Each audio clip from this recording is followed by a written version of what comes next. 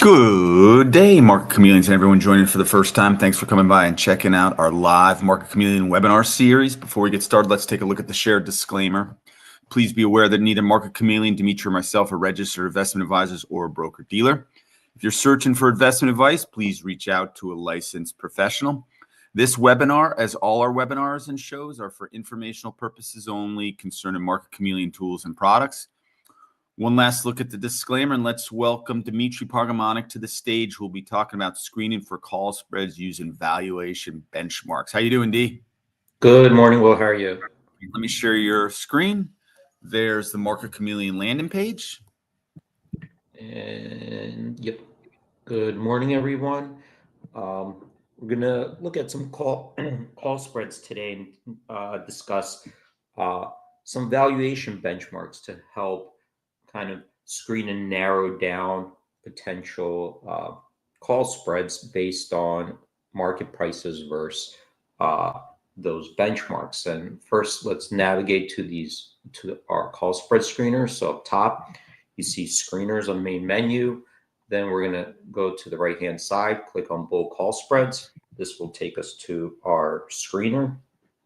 And you could see this screener. We have our filters above, the tabs, and the data elements before. And we do have different tables with data and analytics. And we'll start from our summary page. And when we look at call spreads, especially screening, you have different symbols to screen, such as NVIDIA, Apple, and so forth.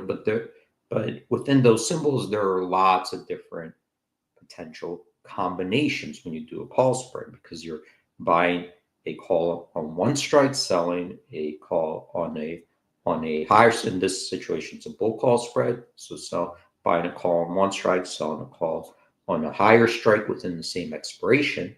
But there are different strikes of combinations, and then there are different expirations as well that you can do a call spread in. So here, for example, in NVIDIA, you could see going from left to right. This is NVIDIA's stock price and market cap. These are all sorted by market cap. So you see a lot of different call spreads over here for NVIDIA.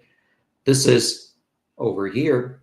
I'm going to go to this section here, which defines the call spread. So you could see these are all November 21st. And it's buying the 225 strikes on the 230 strike. So that's one call spread. Here's buying the 220 strikes on the 225 strike. That's a different call spread with the different expirations. So you can see there are different combinations of strikes that you could do. And of course, that's some are going to be in the money, at the money, out of the money. And also the distance between the strikes could be different, right? So you could have over here, these are $5 call spreads, but here's a $2.50 call spread, the $2.50 to $5. So what I'm going to do is also, let's expand the expirations, and we're going to look at expirations. It's defaulted to the first nearest monthly, but let's look at expirations that expire within the next 30 days. So when we do that, it's going to bring back now different expirations that expire within the next 30 days and different combinations of strikes. So you see now I have November 21st. Here's a November 7th, October 24th. So many different expirations. This little E here tells us that this expiration will cover earnings. So you see how I'm hovering over it. November 19th, there'll be an earnings that in November 19th comes before the November 21st expiration. So now that we have all these, there are 144,000 different items here, right, to screen through. These are all NVIDIA, but if you tab through, you'll see other ones. It's just sorted by highest market cap. And when we look at these call spreads, we see a market price. So the market price is when you're buying a call spread, in this case, a debit call spread, the market, it would be the displayed ask price or offer. So a spread has, you have a bid and an offer. So these are evaluating it based on the displayed ask price. So we could go to the market data here, and you can see here that this spread is 16 cents a bid, 18 cents offer. This one's 23 cents a bid, 25 cents offer. So if we're looking at a debit call spread, buying it, we're looking at it initially as, well, what is the displayed ask price people are willing to sell it for? And let's evaluate that price, okay, the market price. So let's come back here. So you can see here, these are the ask prices. And the question may be, well, how are these prices compared to some benchmark? Are we on the high end and the low end? Because there's so many different combinations, just staring, looking at them. We need a little bit more information to help us quickly assess, is it priced high? Is it priced low? And define some benchmark that we're comparing it to. So think of it as you had a list of different rental properties, and there are different prices, different maybe neighborhoods, different, they could be different factors, like a 2-bedroom or 3-bedroom, 1-bedroom. So you have all these potential opportunities. You have a list of prices, and then you're trying to go through them and just see, like, well, are they right now all priced on the higher end? Are they on the lower end? Or some of them on the higher end, some on the lower end? Like, gives us a certain idea of what we're looking at, especially if you have a really big list.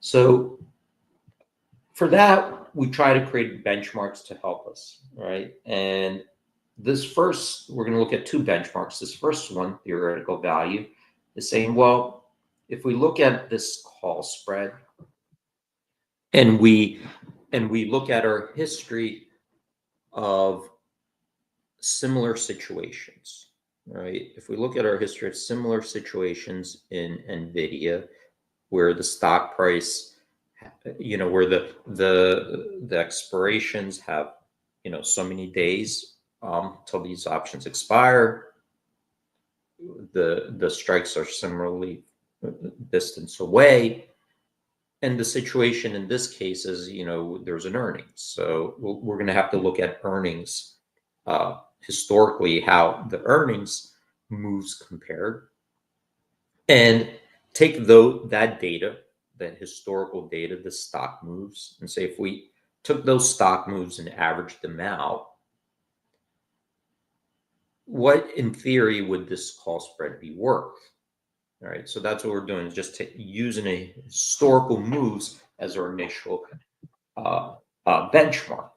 So you could see here, then we get these values, like $1.58, $1.88, $2.19. So now we could kind of compare, well, based on how NVIDIA moved historically, there's, in theory, this spread on average would be worth this compared to now. And on top of that, we look at an average move, could get skewed up, higher or lower. So we have this historical success rate or win rate. And this shows us the amount of our historical observations where the stock moved in a way that would have made this spread at this price profitable. Okay, so you could have had 9 times it didn't work out and 1 time it did, right? But the average worked out. So we could open this up and kind of take a look at this analysis. So you could see here, these are the historical earnings moves. If we compared historically how it did, So you could see here, some of them had, really big gains here. So that's why this average is higher. And 37.5% of the time, it did move by a big enough, percentage move to make this spread at 18 cents profitable. So that's so that's looking at historical moves, right? These would be non-earnings, October 24th. So see the non-earnings moves here, and the earnings moves is with the E. And if we wanted just to see, show me up here the best ones by theoretical edge. So the theoretical edge is saying, okay, if we compare the market price to a theoretical value, let's say the average, based on the average value of those historical moves, we could just say, show me best by theoretical edge. We click on that, and then it will pick the best theoretical edge for each of these symbols in our table, right? So that right now it's doing that. And let me see if I may have to refresh my screen here. One second. Well, I think my screen here stalled. No worries, Steve. Take your time. Yeah. So let's go back to, let's try this now. Theoretical, best by theoretical edge. So then this is going through, and unless I have a bug on here. Okay, so then you see here, it looks for each symbol and returns us the best theoretical edge. The differences percentage-wise. This one's in NVIDIA, Apple, Microsoft, Google, just to kind of take a look to see which one stood out. Okay. So that's looking at a historical move, but there's no one right way or one way to create a valuation model, because the valuation model is just, it's a model, right? It's like we put in inputs and coming up with this theoretical value, right? And think of it as like, if you're valuing a business or you're valuing a piece of, like, say, a real estate rental property, well, you could value a property based on the average sales of similar properties, or you could value the property based on how much income it generates, rental income, or how much it would cost to build a similar, piece of land and build a new one from scratch. So there are different ways to value, get these approximate valuations. We looked right now at the historical stock moves. We could also look at, well, historically, how did the option prices line up in a similar situation? So what were the implied volatilities of similar options, given similar circumstances? And if we took the average of those, so that here goes to historical IV theta. That's over here. Okay. And this here shows us historically what is the average value of this spread if we took, the implied volatilities, we took snapshots of the implied volatilities, where we saw simultaneously, these two different options versus each other, and we created that theta value. So now we have another perspective, right? Now we have a perspective of how the implied volatilities, or how the options, similar options, measured up to today's values. So you can see it's a little bit closer now, because it's not looking at stock moves, but basically the implied moves, the observed market values of those implied moves, implied volatilities. Implied volatilities. So over here, like for NVIDIA, for example, it's right now priced at 18 cents. This is out of the money call spread. So, the stock's 181. These are 225, 230. Well, if we looked at historically similar spreads, based on how far away it is out of the money with the earnings coming up, well, we see that the on the lowest end that we saw in our observations, so we have 16 observations here, right? Because it had to cover earnings, so we went back a couple years, so we have 16 observations. On the low end, this was priced at 12 cents. On the high end, 60 cents, based on those.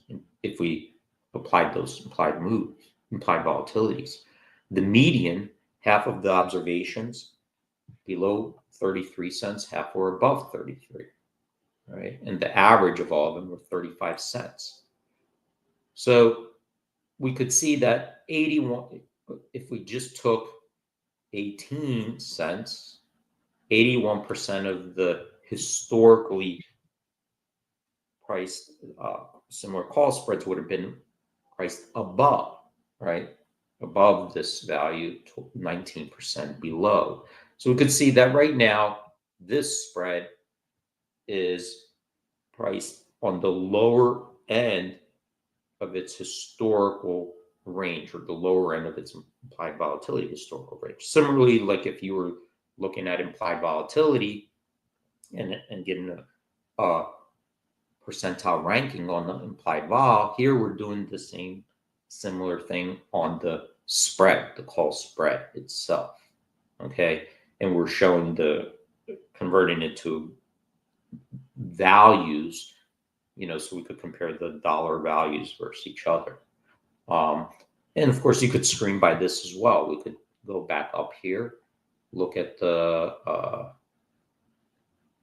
think it's over here, IV base Theo, and just say, well, show me any positive IV base, which would say that right now, as you can see, the price has a positive Theo because it's priced below that historical range. So we have like so it's below two benchmarks basically over here, right? That's what we used. We used two benchmarks and said, well, show me, where the market price is below the benchmark using historical stock moves. Show me also, because I'm using both, where the market prices are below the historical average values using those implied volatilities unique to that stock. Okay, so I'm going to stop right there. I just wanted to show how to use those two parameters today. Yeah, that was a great job, Dee. Thanks for bringing that webinar to the Chameleon community, as always, my friend. Today is Wednesday, so we'll have another webinar tomorrow and hopefully on Friday. Great job, my friend. Thanks, everyone, for joining. Stay safe out there. Have a great trading day, and we hope to see you tomorrow. Have a great day, Dee. Bye. Hey, everyone. Thanks for joining the Market Chameleon webinar series. Everyone, stay safe out there.